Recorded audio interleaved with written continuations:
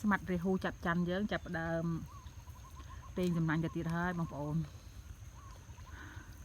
ថ្ងៃរៀបលិចហើយប៉ុន្តែស្មាត់យើងនៅតែតស៊ូបងព្រោះអីខ្វះកត្រីច្រើនណាស់សុទ្ធតែមាត់ត្រីលោកចុយម៉ាយហើយហើយមើលបងប្អូនសុទ្ធតែមាត់ត្រីបដ ாய் ណានៅក្នុងស្ទឹងហ្នឹងលោកមាត់ត្រីសុទ្ធបដ ாய் ចាំមើលមកលោកត្រីណាព្រោះតំបន់នេះតំបន់និយាយទៅតំបន់ត្រីបដ ாய் ព្រោះស្ទឹងនឹងបុកទៅខាងទន្លេអញ្ចឹងដល់ពេលខែទឹកស្រកអញ្ចឹងគឺសម្បូរនេះយើងកំពុងតែបងផ្អាប់វាចោលឲ្យវាជាប់មើលមាត់ត្រីត្រីច្រើនបដ ாய் និយាយទៅវាស្មាត់យើងកំពុងចាប់ដើមចោះ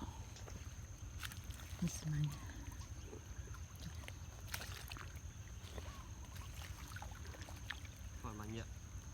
ញាក់ធ្លាក់ពន្លឺអស់ហើយតែស្មាត់យើងស៊ូណាស់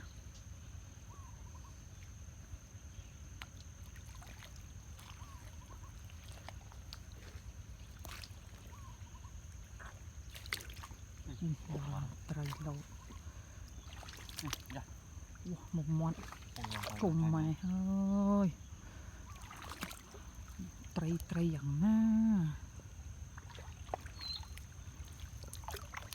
ឡើងមកលើ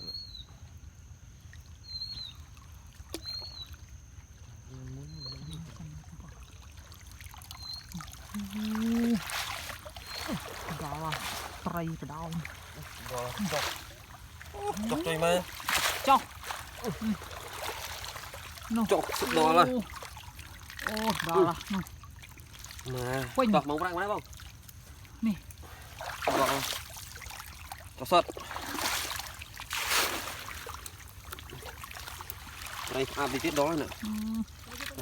ទៅ